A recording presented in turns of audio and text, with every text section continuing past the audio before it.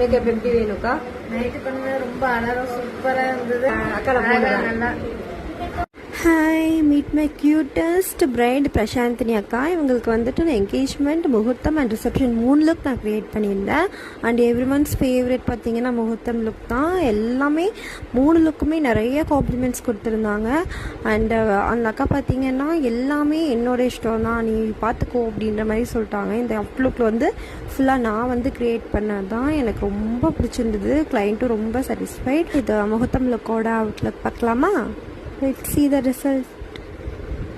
காலை கனவினில் காதல் கொண்டேன், கண் விழித்தேன் அவன் காணவில்லை.